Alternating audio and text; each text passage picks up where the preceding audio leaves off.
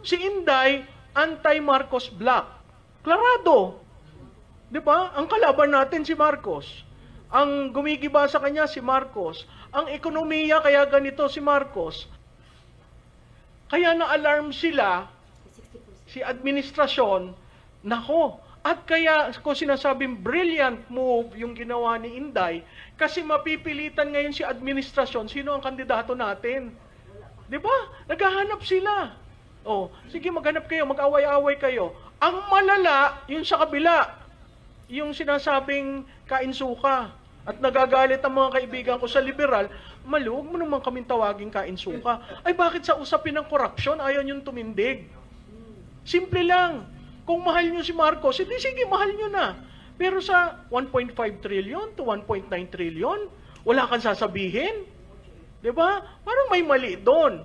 O, bakit ito napakahirap pagsamasamahin ang Pinklawan, ang Dilawan, at ang Makabayan? Ay kailangan ho kayong maglista. Bakit tayo nag-alliance building? Sino ang sa taas? Sino ang pangalawa? Paano ang galaw natin? Okay? So marami ho dyan. At sila daw ang opposition. Sabi ko, paano kayo naging opposition?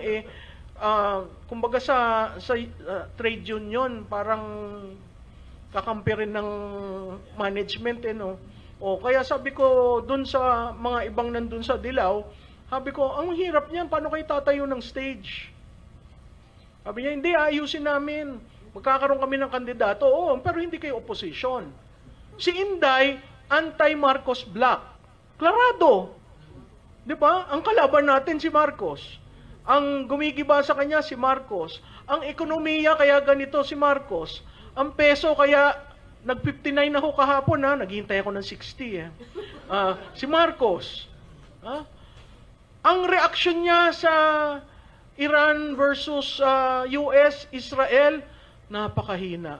Si Inday, meron siyang 1, 2, 3, 4, 5 na gagawin. Sino ang may pondo?